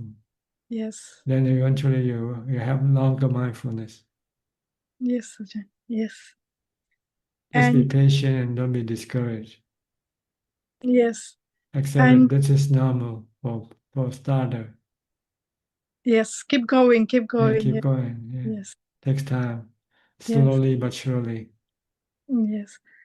And my meditation, I think I'm going to work towards 2 hours challenge this week. Okay. Have you tried it yet? No, I've done 1 hour, which I can sit for 1 hour. Yes. I can sit. Not that I go into jhanas, not that yet. Okay. I can at least sit for 1 hour for meditation properly. Yeah. I'm going to now start challenge for 2 hours. Okay. With the Yes. challenge, you don't have to be sitting all the time. You can change position if you like. If you feel Yes. painful, you can stand up. But you just stay in one point, one spot. You don't move around. Yes. I can do walking meditation as well, right? No, with the challenge, you just stand meditation instead of walking meditation. Oh, I see. Sit and then stand. Yes. Yeah, just two Yes. posture. Two posture. Okay. I will give it a try. This is to curb your craving to move around. Yeah. Yes. Right. You can change. If you stand and you feel tired, you can sit down. And if you sit down, you feel painful, you can get up, stand up again, but not move around, not going No. anywhere, except if you have to go to the toilet only. Right. Yeah, I will give it a go. I will try it. And if you're thirsty, you should have a bottle of water near you, so you don't have to walk to the refrigerator to get your water. Yeah, because I know my mind will find any excuse That's right. to go and move around. Yeah. My mind is like that. Any excuse, not even to sit meditation, or I can quickly check this, quickly I have to do this, but I have to force my mind that no, this is meditation time. Sit down and just meditate. No, nothing, everything else can wait. That's right. Yes. Good. I think it will be helpful for you, helpful in your practice if you can do the challenge. It will increase your mindfulness. Yes, Rajan. Thank you. Okay. Yeah. Any question? Any other question? And yes, I had one more question about, sharing merits. Mm-hmm. When we share merit, say to the deceased relative or even our loved ones or friends and families, does it really go to them? Or is it because they have to make the merit themselves, otherwise it doesn't help? Yes, merit means happiness. Feeling good is when you do charity, you feel good. Yes. And you can share this feeling good to the departed, to the spirit, not to the living. The living, Right. if you want the living to feel happy, you buy them something, send them gift or something. Gifts, right. But with the dead, you cannot send them gift, so you have to send them your good feeling instead. You can share your good feeling with them. Good feelings. Yeah, and I do that after every meditation, right? Every day after every meditation, I share my merits. Well, actually, the sharing of merit is only recommended by using charity, by giving dana. Yes, I do. Yeah, I go to the monastery. There is Amravati monastery here. Yes. Ajaan. When you make some donation, then you get good feeling from this. Then you can share this with the departed. The But departed. when you meditate, you haven't yet achieved any good feelings, so it's I hard. see. Yeah.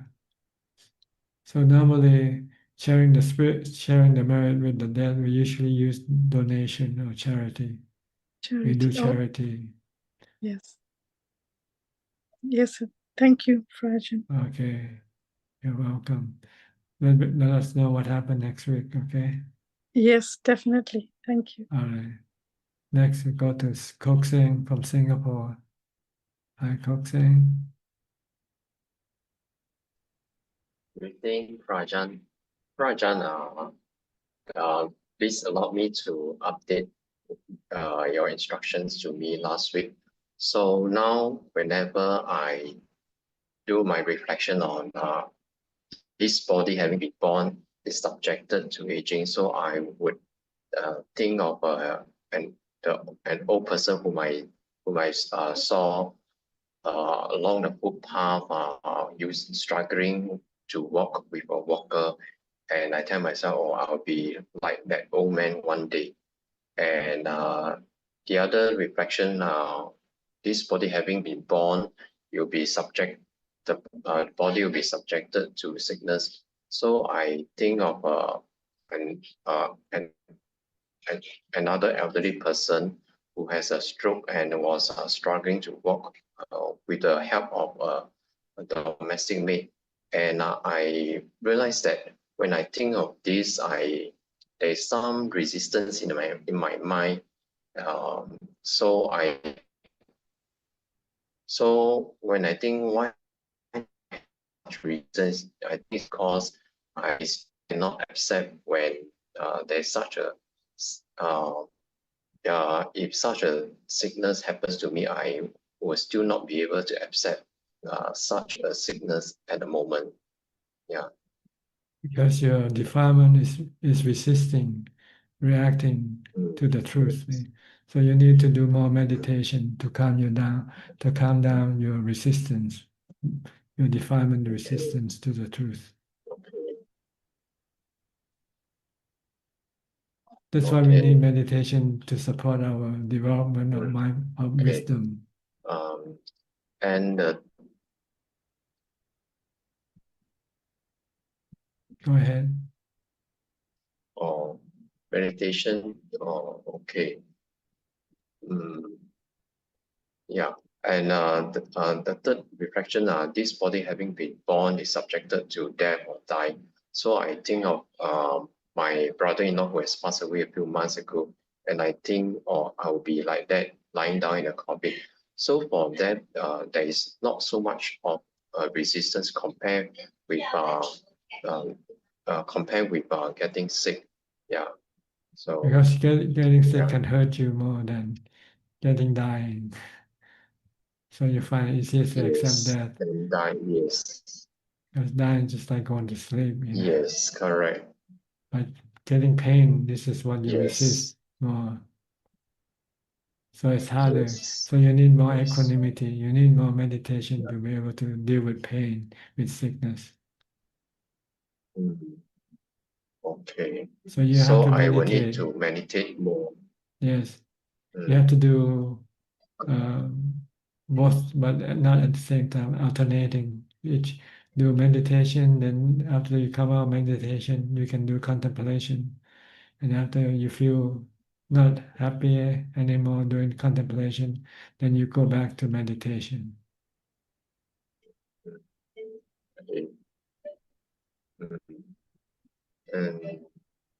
Until eventually you can become you can feel not disturbed by the changing nature of the body. You can accept aging, you can accept sickness, you can accept death. Okay. Okay. All right. And Prajan, so if eventually if I can accept all these things, so does it means that I will be able to see things as with disenchantment and displeasure and therefore I will be able to so-called relinquish all the worldly life. Is that the path that eventually this will lead to, or is supposed to lead Yes. to? Yes, eventually you'll be able to just leave everything alone, not being affected by them, by their rising or by their ceasing. Okay. You will have no dukkha. So presently You will have no bad feeling anymore. You only have good feeling. Even when you're sick or when you die, you won't feel sad, you won't feel bad. You don't feel suffering. You just stay calm. Okay. Okay. So you need to do both, not just one thing or the other. You need to meditate, alternating with contemplating. But I only contemplate after I finish. After you finish your meditation. My sitting meditation.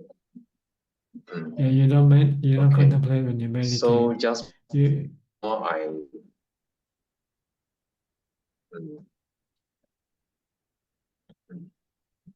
so I only contemplate just before I rise from my sitting postures when I finish my my bhavana. No, you contemplate all day samatha long. bhavana. You contemplate all the time, not just once or twice. You contemplate all the time until it becomes part of your nature. To look at the body as changing all the time.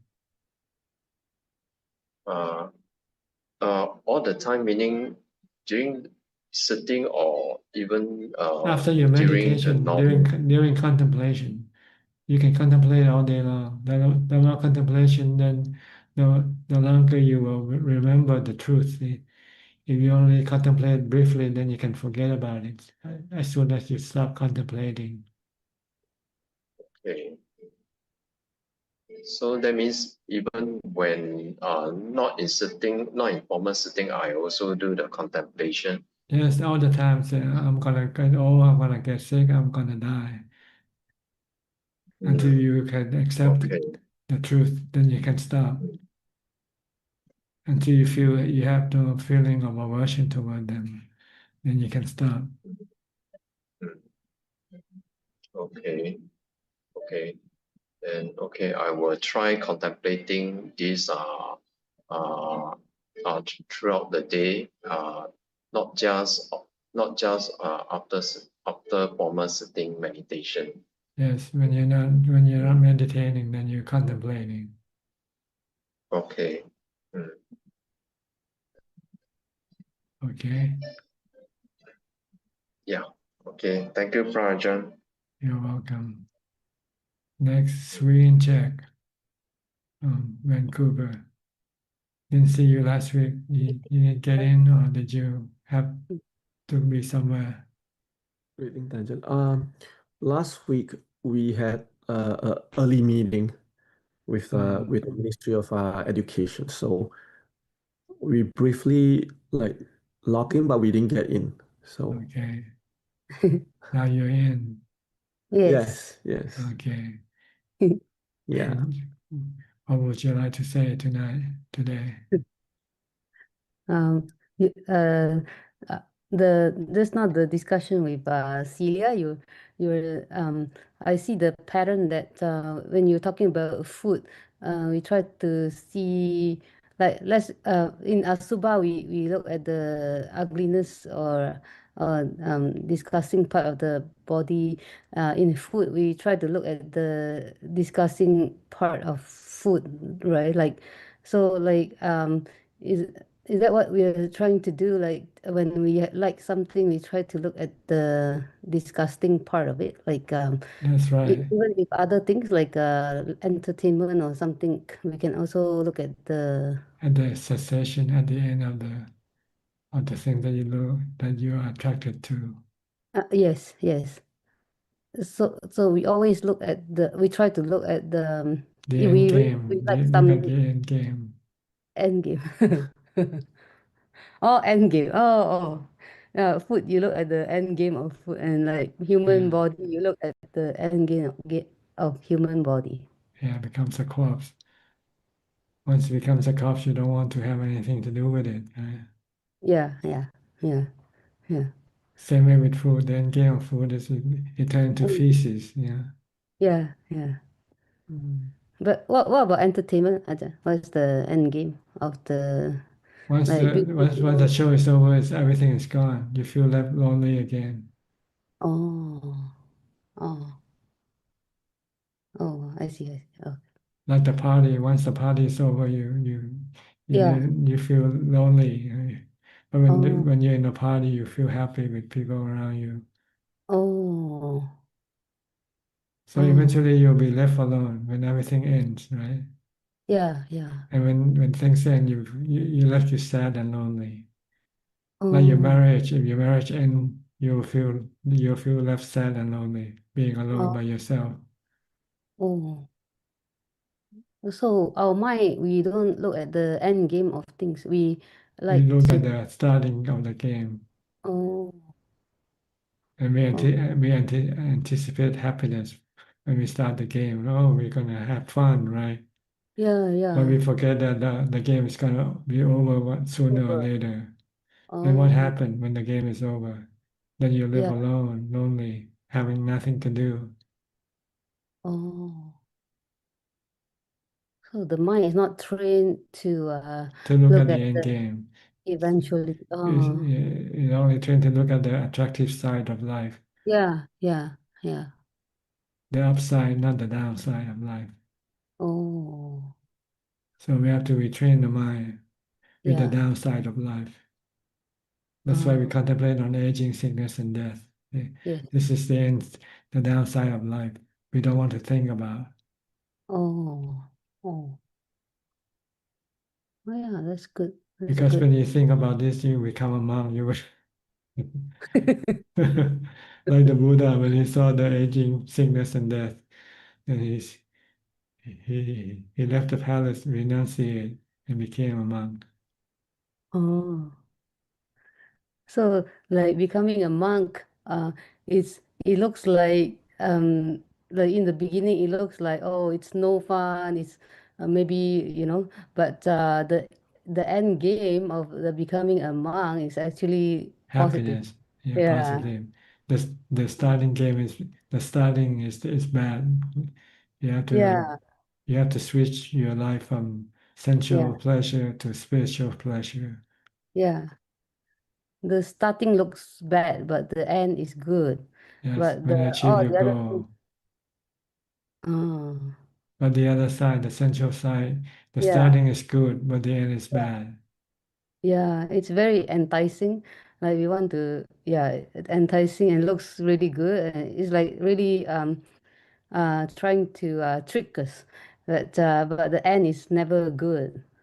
That's right. We never want to look at the end. Yeah. Oh, yeah, you it's a very good conclusion that you're giving us. Yeah. Okay, so you have to Yeah. look at the end game all the time. End game. Anything, everything start and will have to end. Yeah. Because we This don't look at the end. So this sorry. is the expression that the venerable Ajaan Suchart, when he became a Sotapana, he said, "Whatever rises will eventually come to cease." Oh. Mhm. He said that, Ajahn? Like he said Yeah. that when he was enlightened? Yes, you read Oh. the first discourse, Uh-huh. what you call it? I can, Is it the Dhammatalk. Dhammacakkappavattana? yes. At the end, you read, the Buddha say, "Oh, Ajaan Suchart already see the truth," and Anya say, Oh, "Yes, whatever rises will have to come to cessation." oh, Mm. It's oh, just everything will eventually end, right? Everything that you have, oh, everything that you start, you will come to an end. oh. He saw the end game of End everything. game, yeah, end of Oh, everything. You see anicca, oh, impermanent, not permanent, not lasting, oh, temporary. Anicca means temporary. Doesn't last forever. oh.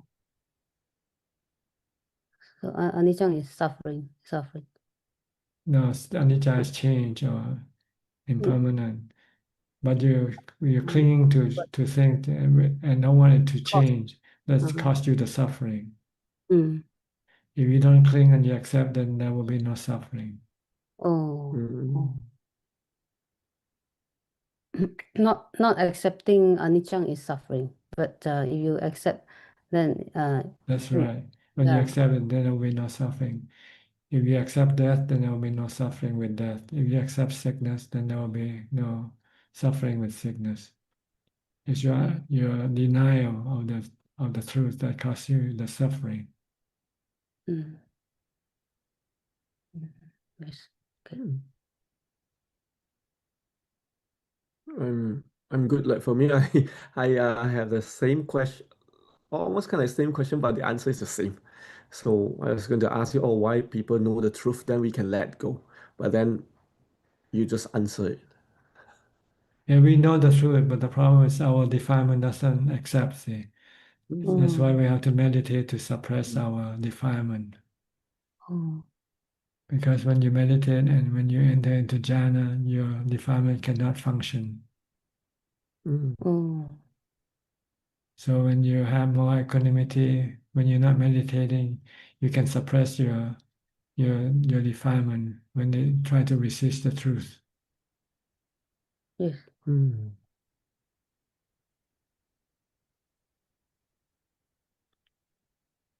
So you need to meditate to have a lot of equanimity. When you have equanimity, then the mind will not resist the truth, will accept the truth.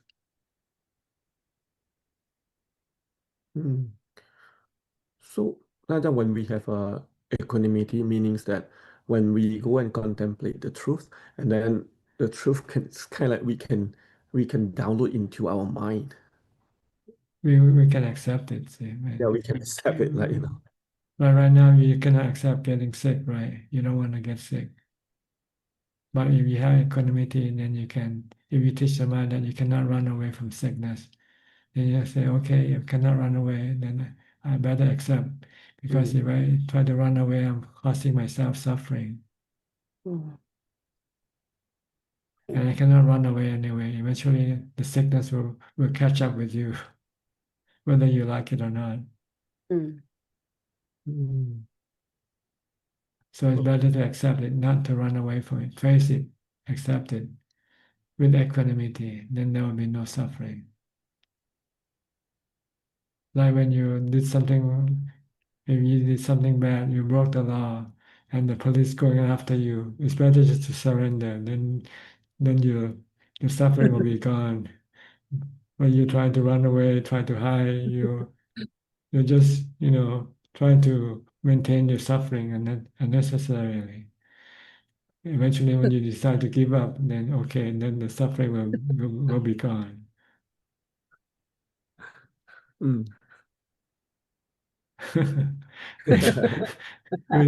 we don't want to pay the price of doing bad thing. We want to run away. we don't want to accept the punishment. See? So the truth is, like the equanimity, like period, that's the time that we can put the truth into our mind. Accept it, yeah. Yeah, we can accept it. And not rejecting or not opposing it. Yeah. Okay, because at that time the defilement is the weakest. Right?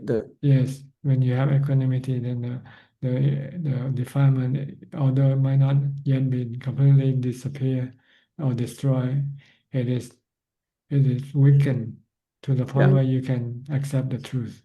Yeah. Okay. Yep. So practice a lot of meditation to get to equanimity. All right. Thank you. Thank you. Okay. Who else on the list here? I saw Josh just now, but he's gone. Maybe he could wait. So we'll go to Sulan. Sulan, you're next. Hello, Ajahn. How are you? Fine, thank you. Yeah. Haven't seen you for a few weeks. Oh yeah, I haven't seen you for a few weeks. Actually, I wanted to update on the homework that you gave me 2 months ago. Yes. Yeah. You said that to teach my mind to accept death, then I need to think hard and long enough about it, and see that other people and myself, we need to pass away, and it's normal. Then I have to report back to you how I feel. Then yeah. Then so I've been thinking about it, that and then imagine like if I were to die, and then kind of had a dream that like I'm lying in the coffin, and then being pushed into the fire to be burned. Yeah, like a sushi belt conveyor. Yeah. Then I just wanted to ask like what is the, how do I know whether am I ruminating too much over it? Because the death contemplation, how do I know when to stop the death contemplation? When you don't feel afraid of death. Yeah. Oh, okay. Do you still So, afraid? You still afraid of death?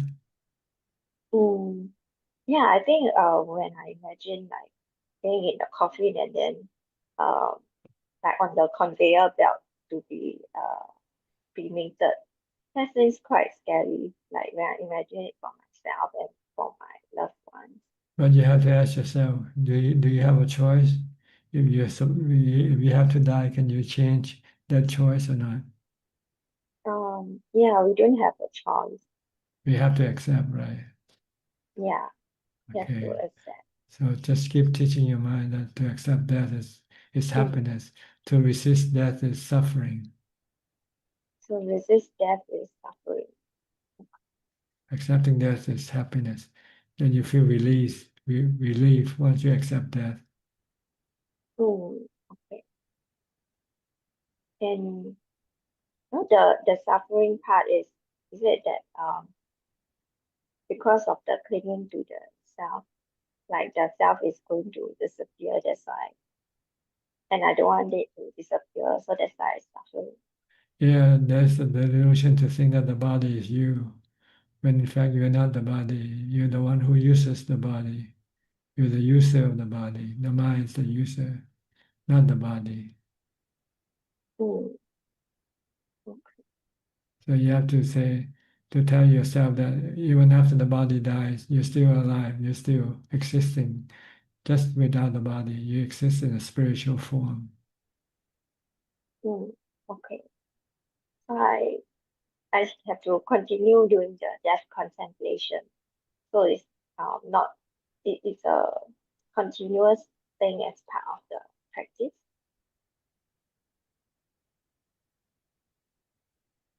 You also have to meditate, also alternating with your contemplation. Oh, okay. The more you meditate, the more calm your mind becomes, the easier for you to accept. Oh, okay. You contemplate so that you don't forget the truth. That's all. The reason for contemplating is to constantly remind you of the truth, which we try not to think about. We don't want to think about the truth. And when we don't think about the truth, when we come face to face with the truth, we will not be able to handle it. But if you keep teaching yourself how to deal with the truth, and by accepting the truth, then when you come face to face with death itself, you will not feel happy. You won't feel any bad. You won't feel bad. Okay. Yeah. So this is like training yourself to take the examinations. Yeah. Then so is it normal like when we do death contemplation, then we'll feel like there's like no point to do any other things because in the end it's going Well, to if you don't want to do anything, then you must not eat also. oh yeah. If you still have to eat, then you still have to do other things. Oh yeah. Okay. Okay. Yeah.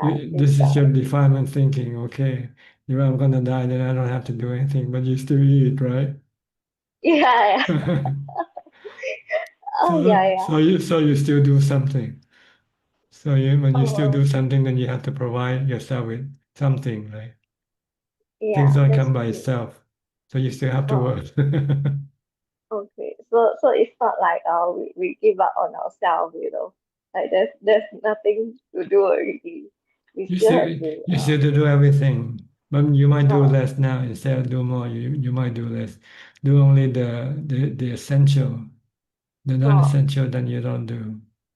oh okay, yeah, okay. Okay, we're running out of time, so I have to move on. Okay.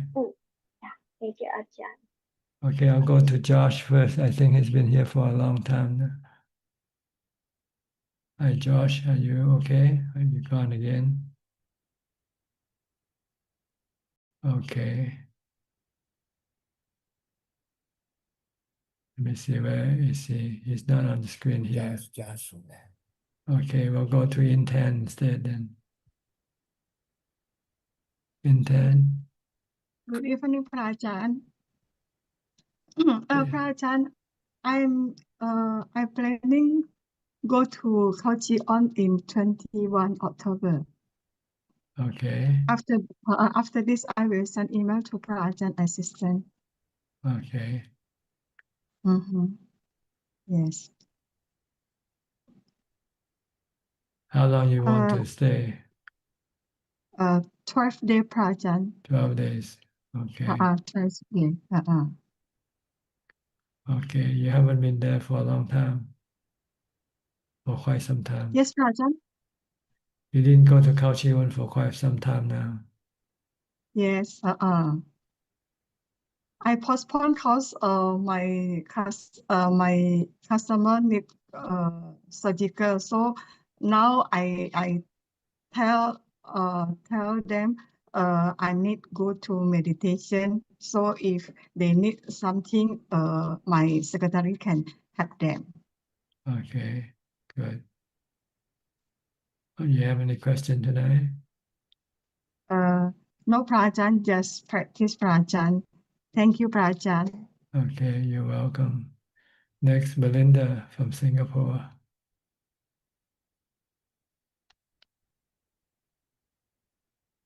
Namaskar, Ajaan. Yes, how are you?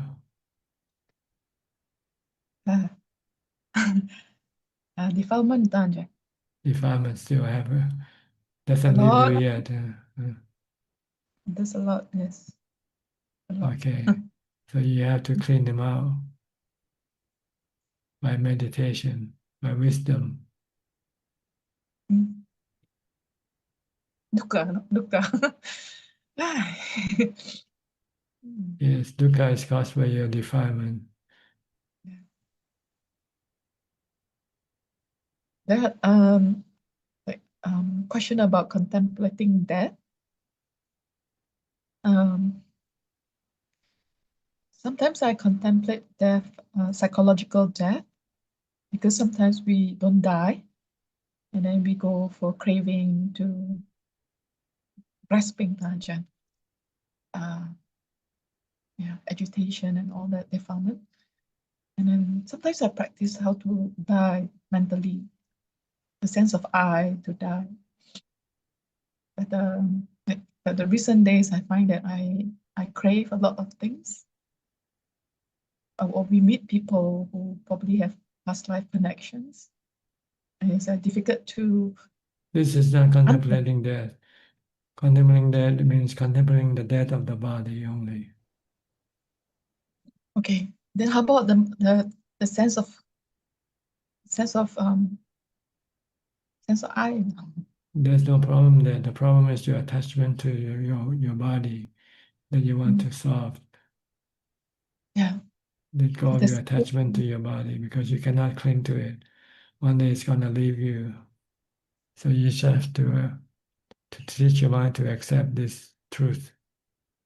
Then you will have no suffering when you have to lose your body.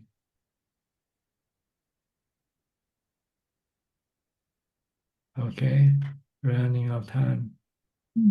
Okay, Ajaan. You're welcome. Thank you. Next, Kunjuk, any more questions? กราบนมัสการท่านอาจารย์ค่ะ We have 3 questions. And the first question is from the assistant Gmail and it's from Matilka. Question 1. When there is an insight into the workings of the citta, this is to be recognized and let go. Is bringing the practice of recognizing and let go make sati and upekkha stronger? No, if you can let go, then you have freedom from suffering. The goal is to get rid of suffering in your mind by letting go of everything that you are attached to. The next question is from Jason Morris from Facebook. First of all, thank you for your talks and answering questions when I visited Bat Yan this year. My question is when we die and enter one of the 3 realms and return to be reborn, have we repaid all our bad karma after a certain time? I think when we are reborn as a human, it's a time when the balance of the good and bad karma becomes equal. It doesn't mean that they all disappear. when the good karma and the bad karma are equally the same, then it cannot pull you to the good realm or the bad realms. So you are left waiting to be reborn as a human. It doesn't mean that all your good or bad karma has been paid for. There are still some left in your mind, but they're in a balance. They cannot take precedence over the other. So it cannot pull the mind to go more in the upper realm or the lower realm. So when we are reborn, we are not reborn with a clean slate, no bad No. karma. We have a balanced slate of good and bad karma. And the last question is from Aun. Hi Bante, I am Boon from Penang, Malaysia. My question is, when we thought we want to beat someone because we were scolded by that person, but we didn't and there was no action taken, is this considered that the bad karma had already and actively started? Is this correct? Not yet. If there's no action physically, then the bad karma hasn't got started yet. So there are no consequences of this bad karma. If you can stop the mental karma, the thinking. And if after a few months later, together asking for forgiveness, is the bad karma still active or not? Well, the bad karma didn't get completed yet when you didn't do any action. If you want to say sorry or ask forgiveness, that's just for your own good feeling, that's all. But the karma has no effect on, because you didn't do the karma yet. The karma can only be done when you do it physically with your mind, telling the body to do it. That is all, Okay. Ka. All right. That's exactly all the time we have for tonight. Thank you for your company. I hope this meeting is useful and can help you advance in your practice. In the meantime, please stay safe, be mindful, and keep on practicing. And if all goes well, I'll see you all at the same time next week. Thank you and goodbye. สาธุเจ้า Thank you, ค่ะ Thank Tanajan. you, Ajahn. Sadhu, sadhu, sadhu. Thank you, sadhu, sadhu, Sadhu, sadhu. sadhu, sadhu.